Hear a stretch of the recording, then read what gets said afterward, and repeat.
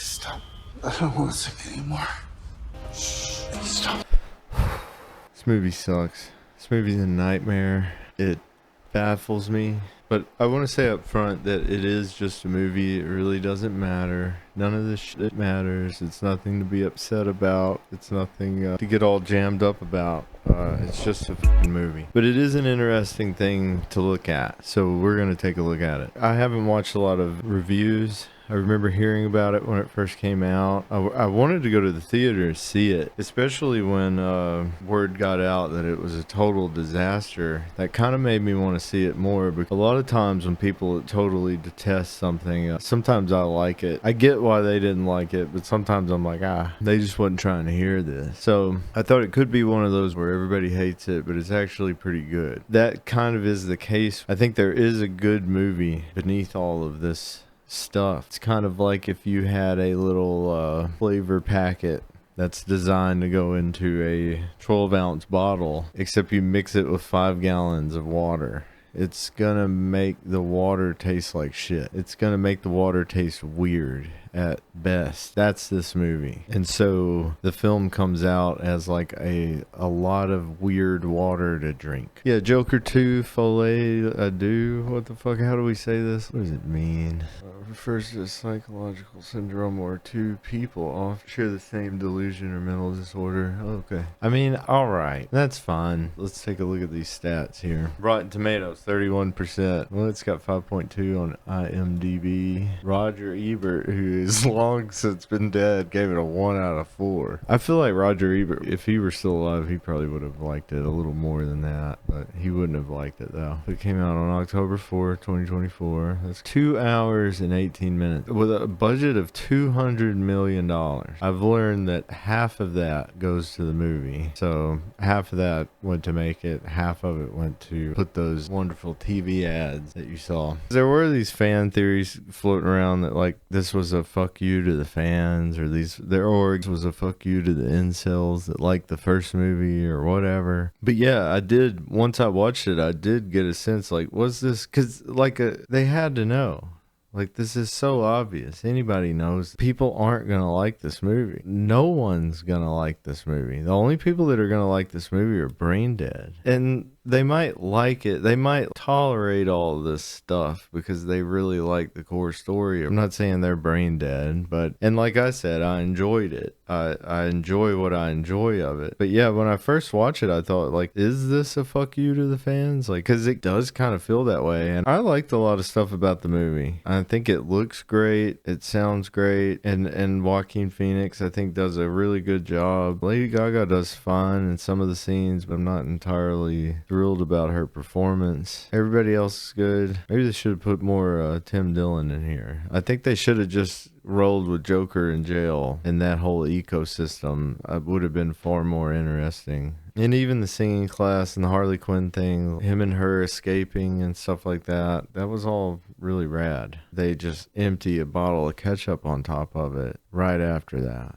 I remember watching the movie the first time and I was so fucking jarred by it. I was like, is this happening? Am I having a stroke? Is this bad? Like, everybody is right. Holy shit. I couldn't believe it. I was shocked. So the film isn't a smash hit. It wasn't very well received. Now, when it came out in theaters, I really wanted to go see it. It seemed like it only played for a few weeks. It bombed pretty hard. So there really wasn't anywhere around here that was playing it. But what I remember about the release is that it seemed like it had a lot of buzz. It seemed like people were really excited for it. I was kind of excited to see it. I guess I liked the first one. I don't know. The first one was like a really depressing, dim. I didn't understand why people liked it so much, was my thing. But yeah, the first movie is just such a fucking depressing nightmare of a movie. That's not to say it's not good. It's good and it looks great. It was really unique. It felt really fresh. And then culturally it became tangled up in like incel culture or whatever. And for whatever reason, whatever that time was, I don't remember when it came out, but it seemed like that was a really depressing time period. But anyways, as a movie watcher, which I don't really care. I don't care about movies. Occasionally I watch them with friends. I watch them when I'm trying to go to bed. The thing that offends me most is if I think you're wasting my time, or you're wasting everybody's time for no good reason. This movie has a huge editing problem. I've figured out a way you could fix it, or a way that I think fixes it for me. It is to basically cut all of the music out of the movie. The only one I think that maybe could stay is the courtroom song. That's the only one that kind of made sense. But every single one of them, you could just get rid of them. When I first watched this movie, which is when it came out on Blu-ray, I still wanted to watch it. I still thought it was going to be a good movie. I'm a big fan of Tim Dillon, and I remember when it came out, he's in the movie. He panned it, which was really fun to listen to. But at the same time, is he joking? Is he just saying that? People really were repulsed by this movie. And rightfully so, because like I said, this movie wastes a lot of your time. Those are the main problems with the movie, is the songs don't really matter, and they're just odd. Lady Gaga's fine in this movie, but I don't like her performance. She gives a good performance because she's like a good singer, but I feel like this film would have done better and been way more effective if the songs even mattered, if she just sang like a normal person. And I get this is a fantasy, and this is Joker's fantasy. Basically, whenever they start singing, the Joker or anybody, just hit your little dial until you can tell that's over, and maybe watch the last second of it. That way it's not jarring. The courtroom scene would be at an hour 40 instead of like 2 hours. That's the thing about this movie. I really like the stuff that I like. Even the opening little weird cartoon thing, I thought, oh, that's cool. Probably could have lived without that too. Probably could have just jumped right into Arthur being in jail. And I really enjoyed the early scenes. I enjoyed that he doesn't say anything. The first line that he says is, "Can I have a cigarette?" 10 minutes into the movie. Even the Harley Quinn, when he sees her and she does the thing, the singing, it's just ugh. And this last scene here, when she does a little song and the Joker like, telling her to stop singing, that's the best shit. I think it would have been better if she had toned it down, or they had someone else that was just more normal. Maybe not like a great voice, but a pleasant voice or an emotive voice, because Joaquin isn't really singing.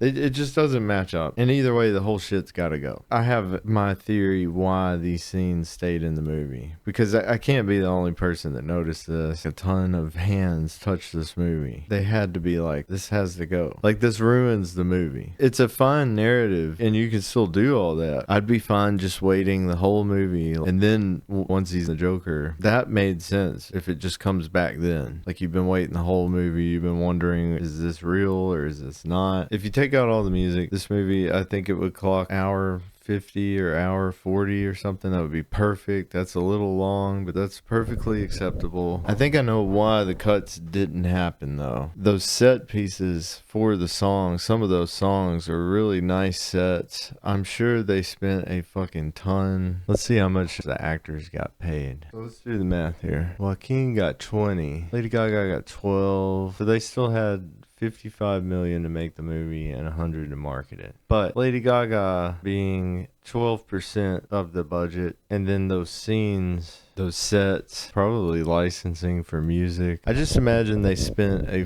ton of money on those sets, the music. I bet those scenes were like 25% of the budget, maybe even more, because the rest of the movie's just in the jail. But yeah, you just got the court, you got the jail, these hospitals. The rest of the movie, I mean, probably wasn't that expensive. So make your own cut. I think that's what I'm gonna do. Actually, I'm not. I don't really give a shit. You should. If you don't like the movie and you agree with me that there is a good movie under all of this icing, under all this ketchup, whatever, trim it out. I don't think it would be that hard to do. Instead of this movie being 2 hours and 18 minutes, if you cut out all the music scenes and all the bullshit, it comes out at about somewhere between 145 and 150. And that's the appropriate length of this movie. I don't know how long the other movie was. Let's look it up. The old movie's 2 hours and 2 minutes. Shoot for that. A clean 2 hour movie. That's all to say that this is a good movie buried under superfluous bullshit that no one asked for, that no one wanted, and quite possibly we were punished with this movie. I would like to see a shorter cut, or a different cut if they've got other scenes that they shot. But I think this movie needs a new cut. How I wish they would have released this movie would have been to cut all the bullshit, of course, and then everybody would have liked it. It would have been just as successful as the other one because people really wanted to like it. And then, you know, when it comes out on DVD, you could have some Lady Gaga Harley Quinn Steelbook edition. You could do all this crazy stuff with like 40 extra minutes and a music album and a soundtrack, or just release those performances as music videos, as promos. That way you didn't just burn a bunch of money.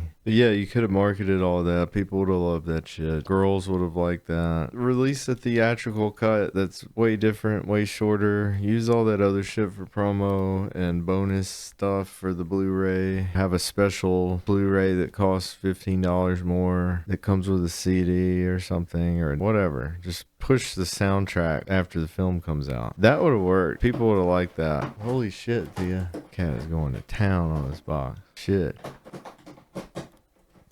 They could have done it way different. I don't think this had to be such a mess. I don't know how this became a mess. But my advice, unless you want to watch the music numbers, if you haven't seen it before and everybody's told you it's bad, I don't know a single person that actually enjoyed this experience. But that's my advice. Skip all the music. You're going to watch it. And then if you like it, you know, and you think, well, I should have watched all that music, then go back and watch it again. I think there will be a better chance that you will rewatch it if you skip all the music the first time, except for the courtroom scene. So those are my conclusions. Skip all the music. It ruins the movie. The whole reason they didn't cut it out is because they spent so much money on it, probably more than half the budget. This movie is like watching a train go through a flat land in the desert for miles and miles, and there's obviously a bridge out way ahead, and they've got all the time in the world to stop or to switch tracks or do something.